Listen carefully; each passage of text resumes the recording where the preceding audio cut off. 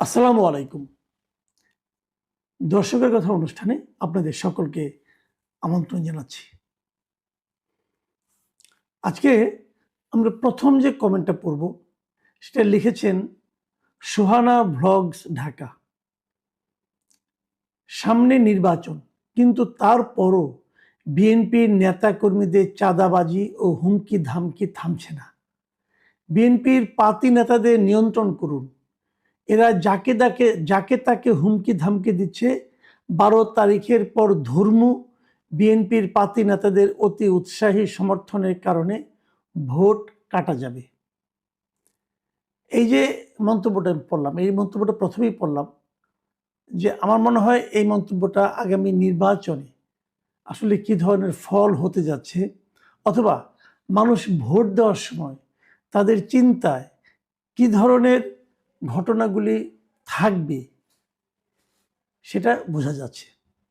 আমি আশা করি এই বিষয়টা বিএনপির নেতৃবৃন্দ সিরিয়াসলি খেয়াল করবেন, না হলে মাসুল কিন্তু আপনাদেরকেই গুনতে হবে।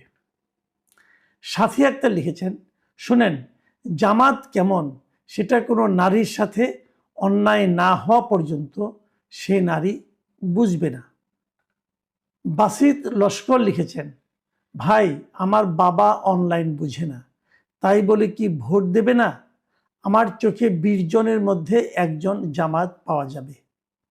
আব্দুল মুক্তাদির লিখেছেন, আসসালামু আলাইকুম আঙ্কেল, আমি মনে করি যারা বাংলাদেশের জন্মের পক্ষে ছিল না তাদেরকে আমরা কিভাবে ক্ষমতায় আনব। এই যে কয়েকটা মন্তব্য পড়লাম, এই সবগুলি মন্তব্য হলো জামায়াত বিরোধী মন্তব্য। মানে আগামী নির্বাচনে জামায়াত বিএনপি কেমন করবে, অথবা মানুষ কাদেরকে ভোট দিবে, জামায়াতকে না বিএনপিকে নাকি অন্য কোনো দলকে, এই সমস্ত বিষয় কিন্তু আমার আজকের অনেকগুলি মন্তব্যের মধ্যে আপনারা পাবেন। তো যে 3টা মন্তব্য এখন একটু আগে পড়লাম সেগুলি সবগুলি কিন্তু জামায়াতের বিরুদ্ধে। কেন তারা জামায়াতকে ভোট দেবে? নারীরা জামায়াত দ্বারা যতক্ষণ পর্যন্ত নিজেরা ভুক্তভোগী না হচ্ছে ততক্ষণ পর্যন্ত জামাতের প্রকৃত চরিত্রটা বোঝা যাবে না, এই যে কথাগুলি বলছে এগুলি কিন্তু এক ধরনের অপিনিয়ন। আবার এর ঠিক উল্টো অপিনিয়নে কিন্তু আপনারা পাবেন, জামাতের পক্ষের অপিনিয়নও আছে। সেরকম কয়েকটা পড়ি। বেলেইবার লিখেছেন, যারা আওয়ামী লীগ করে বা সমর্থক তাদের পরিবারের মহিলাদের ভোট জামাত পাবে। বিএনপি কর্মী খরগোশের মতো ঘুমাচ্ছে আর ভাবছে জিতে গেছে। জামায়াত কর্মী কচ্ছপের মতো গন্তব্যে পৌঁছাতে পরিশ্রম করে চলেছে। দেখুন, এটা কিন্তু খুবই সিগনিফিক্যান্ট। যারা পলিটিক্স করেন, যারা মানুষের কাছে ভোট চাইতে যান, তারা এই জিনিসটা মাথায় রাখবেন। ভোটের ব্যাপারটা এমনই, আপনি যদি ভোটারের কাছে না যান তাহলে ভোট পাবেন না। আপনি কত বড় দল, আগে কতবার ক্ষমতায় গিয়েছেন, এগুলি পাবলিক ভাই হিসাব করে না। পাবলিক হিসাব করে এখন আমার কাছে কে আসছে, এখন আমার সমস্যায় কে হাত বাড়িয়ে দিচ্ছে সেটা তারা দেখে। কে আমাকে ভোগান্তি স্বীকার করছে, কে আমাকে হুমকি ধামকি দিচ্ছে, তাদেরকে আমরা এড়িয়ে চলব। এই বিষয়গুলি কিন্তু যতক্ষণ পর্যন্ত প্রার্থী এবং প্রার্থীর পক্ষের লোকজন বিবেচনায় না নেবে ততক্ষণ পর্যন্ত তাদের পক্ষে ভালো করার সম্ভাবনা খুবই কম থাকবে। পরের মন্তব্যটা লিখেছেন মেড ফর মাইন্ড, লিখেছেন কলেজ বিশ্ববিদ্যালয়ের চিত্র বাস্তব চিত্র, অনলাইন নয়। মাসুদ ভাই এখনো 90-এর দশকে বাস করছেন, বিশাল জেনারেশন গ্যাপ রয়েছে। আমি কিন্তু আপনার সঙ্গে একমত ভাই। আপনি যে আমাকে বললেন না আমি আমার সঙ্গে এখনো বিশাল জেনারেশন গ্যাপ আছে, এটা আমি স্বীকার করি। আসলেই আমার সঙ্গে জেনারেশন গ্যাপ আছে। আজকালকার যারা ইয়াং জেনারেশন তাদের সঙ্গে আমার একটা বড় গ্যাপ আছে, কারণ আমরা অনেক কিছুই বুঝি না। যেমন আমি আমার বোধ বুদ্ধি দ্বারা বুঝি না যে কিভাবে মেয়েদের হলগুলোতে জামাত বিজয়ী হয়। কিন্তু আমি যেটা বুঝি না সেটাই যে সত্য নয় তা তো নয়। মেয়েদের হয়তো জামাতের শিবিরের লোক ছেলে মেয়েরা তো জিতেছে, তাহলে নিশ্চয়ই আমি যে শিবিরকে দেখেছি, আমি যখন ছাত্র ছিলাম তখন আমি যে শিবিরকে দেখেছি, আমি শিবিরের যে ক্যারেক্টার দেখেছি, নিশ্চয়ই শিবিরের ক্যারেক্টার অনেক চেঞ্জ হয়ে গেছে। নাহলে মেয়েরা তাদেরকে সমর্থন করবে কেন? আমি যখন স্টুডেন্ট ছিলাম তখনকার শিবিরদেরকে মেয়েরা সমর্থন করতো না, এখন করে। অথবা উল্টো দিকে ভাবলে হয়তো আমি তখন যে সমস্ত মেয়েদেরকে দেখেছি, এখনকার মেয়েদের চিন্তা ভাবনাও চেঞ্জ হয়ে গেছে, হতেই পারে। কারণ নতুন যে জেনারেশন, নতুন যে যুগ, এখনকার যে জেনারেশন গ্যাপ, বিশাল জেনারেশন গ্যাপের মধ্যে পড়ে গেছি। এটা আমি যদি না বুঝি তাহলে আমার উপর রাগ করেন না, আমি আমার মতো করে বলি। কিন্তু আমার এই যে না বোঝাটা, এটাও আমি স্বীকার করি। আপনার মন্তব্যের জন্য আপনাকে অনেক ধন্যবাদ জানাচ্ছি। মোহাম্মদ রৌফ লিখেছেন, জামাত শিবির সোশ্যাল মিডিয়ায় শক্তিশালী হওয়ার কারণ হচ্ছে বর্তমান সরকার সম্পূর্ণভাবে জামাতের নিয়ন্ত্রণে। জামাতের বিরুদ্ধে কোনো কমেন্ট করলে বা কোনো বিরুদ্ধে কোনো নিউজ প্রচার করলে যেটা জামাতের বিরুদ্ধে যায়, এগুলো ডিলিট করে দেওয়া হয় পরবর্তীতে। কিন্তু অপরদিকে বিএনপির বিরুদ্ধে যত রকম অপপ্রচার, মিথ্যাচার আছে তারা করে যাচ্ছে, কোনো কিছু ডিলিট হয় না। সরকার সম্পূর্ণভাবে জামাতকে সার্ভিস দিয়ে যাচ্ছে 5 আগস্টের পর থেকে। এটা আমার মনে হয় যে একটু অতি সরলীকৃত হলো। তবে জামাতের প্রতি সরকারের এক ধরনের দুর্বলতা আছে, এটা হয়তো ঠিক। কিন্তু আপনি যেভাবে বলেন এত বেশিটা আছে কি, আমি ঠিক বলতে পারবো না। এরপরে মন্তব্য লিখেছেন কামারুল, তিনি বলেছেন, যিনি বলেছেন আমি জামাত করি না তবু জামাতকে ভোট দিব, উনি হলো আসল জামাত। এটাই হলো জামাতের চক্রান্ত।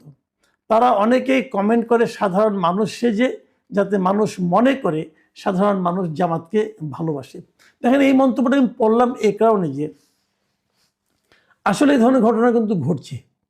অনেকগুলো আমি কমেন্ট পাচ্ছি, অনেক ধরনের রিপোর্ট পাচ্ছি। অনেকে বলছে বিভিন্ন রিক্সাওয়ালা, রিক্সা যারা চালক আছেন, তারপরে আপনি সিএনজি চালক আছেন, তাদের মধ্যে নাকি এক ধরনের জামাতের ইনভেস্টমেন্ট কাজ করছে, যে তারা ওখানে বসে সাধারণ মানুষের মতো করে জামাতের পক্ষে এক ধরনের প্রচারণা চালাবে। এখন এরকম অন্য অন্য জায়গায় যদি হয় তাহলে আমি অবাক হব না, যে এরকম হতেই পারে। তবে এই সব কিছুকে আমি নির্বাচনী কৌশল হিসাবেই বিবেচনা করব। আব্দুল্লাহ আল মামুন লিখেছেন, 5টা বিশ্ববিদ্যালয়ের নির্বাচনের ফলাফল তো অনলাইনে হয় নাই, আর ভোটের পার্থক্য দেখেন। ছাত্রদল নিজ কর্মীদের সবার ভোট পেয়েছে কিনা সন্দেহ। জগন্নাথে তো শোনা যায় রাকিব ছাত্রদল প্যানেলে থাকার কারণে হেরেছে, স্বতন্ত্র হলে জিতত। অনেক জনপ্রিয় নাকি ক্যাম্পাসে। আর বিএনপি বা ছাত্রদল মানুষের মন জয় করার মতো কিছু করেছে কি লাস্ট 10-15 বছরে, যা দেখে তরুণ প্রজন্ম তাদেরকে পছন্দ করবে?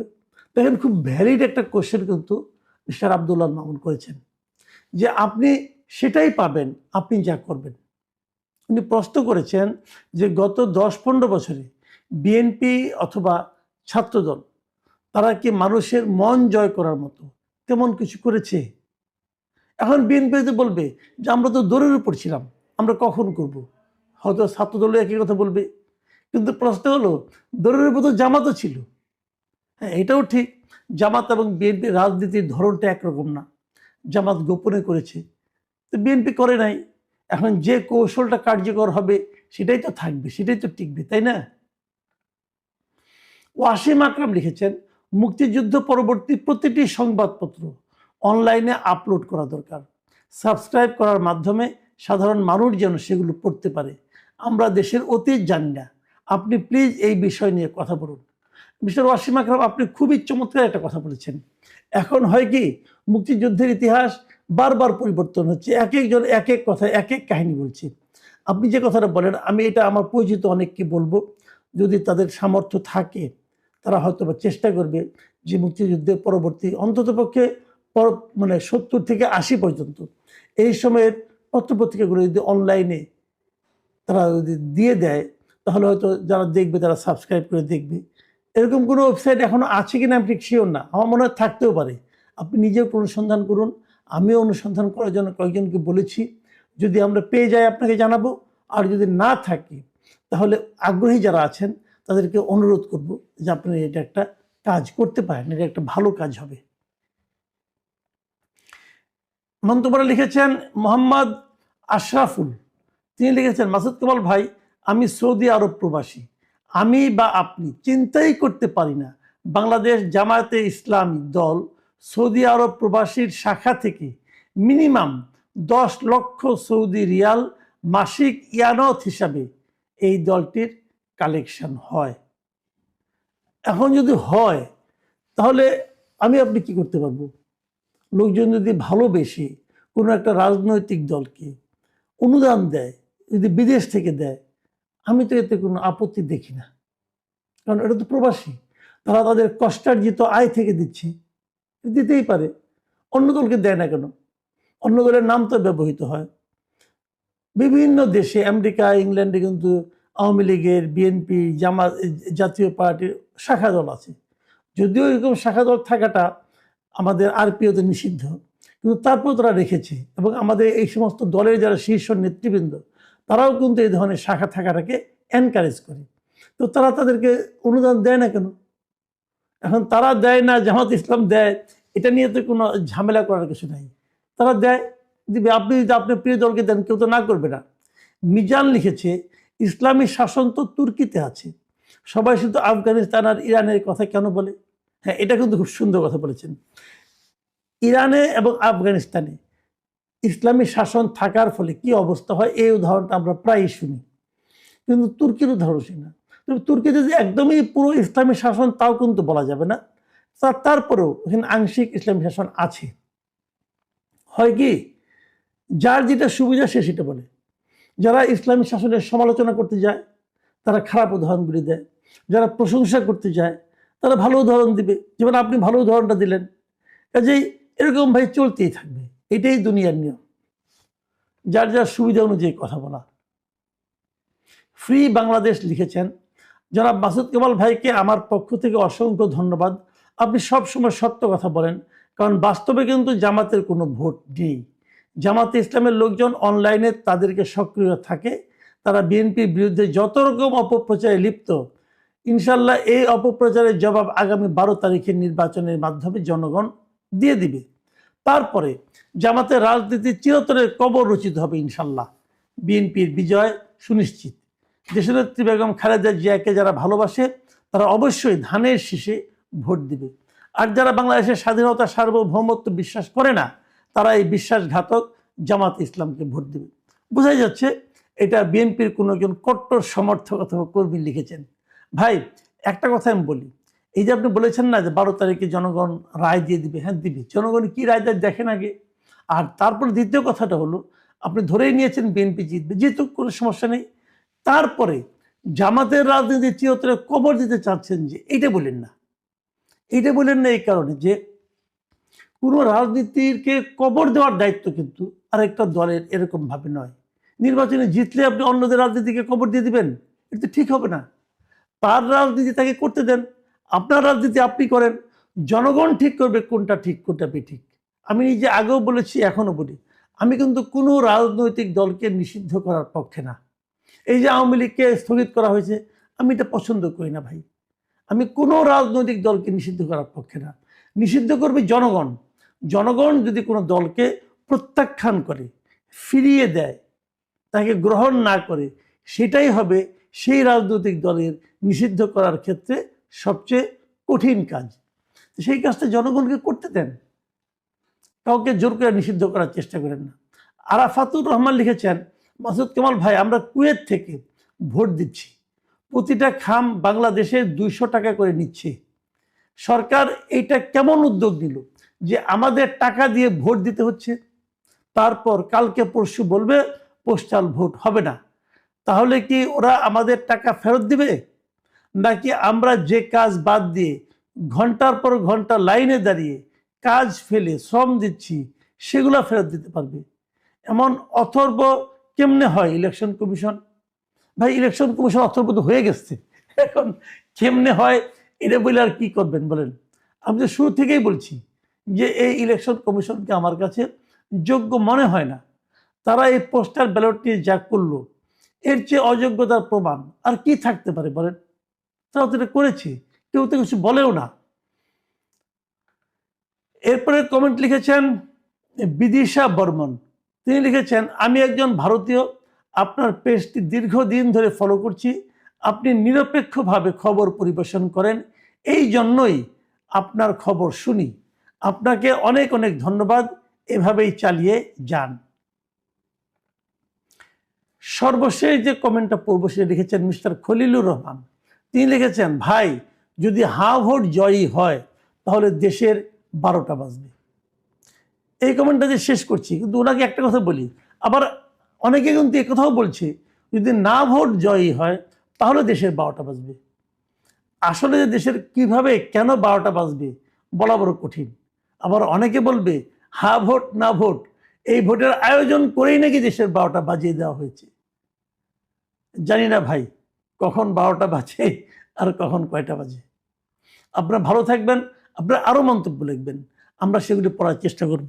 একটা কথা বলে শেষ করি, মন্তব্য বেশি বড় করবেন না, বেশি বড় করলে পড়া যায় না, অনেক বড় হয়ে যায় তো। আর মন্তব্য যেগুলি লিখবেন আপনার টু দ্য পয়েন্টে, কোনো একটা পয়েন্টে কোনো একটা বিষয় নিয়ে সরাসরি একটা বিশ্লেষণ করবেন। আমার সমালোচনা করুন, আমার কোনো আপত্তি নাই, কিন্তু গালাগালি করবেন না। গালাগালি করলে সমস্যা যেটা হয়, ওই গালাগালিগুলি আমি তো পড়তে পারি না, আমাকে তো পড়লে এটা ইউটিউব আটকাই দিবে। আপনি অশ্লীলতা করলেন, দেখেন অশ্লীলতার কত সমস্যা। অশ্লীল বিষয়গুলো ইউটিউবে কিন্তু প্রচার করে না, তাহলে কেউ প্রচারও করলো না, কেউ শুনলোও না, আপনি গালি দিলেন, তাহলে আপনার লাভ কি হলো? আপনার মুখটা খারাপ হলো। কাজেই আমার অনুরোধ, গালাগালি ছাড়া সমালোচনা করুন। এবং আপনারা লক্ষ্য করবেন আমি কিন্তু আমার সমালোচনাগুলি প্রচুর পড়ি, কারণ আমি সেই সমালোচনাগুলি থেকেও শিক্ষা নিতে চাই। প্রিয় দর্শক, এখন এ পর্যন্তই। আল্লাহ হাফেজ।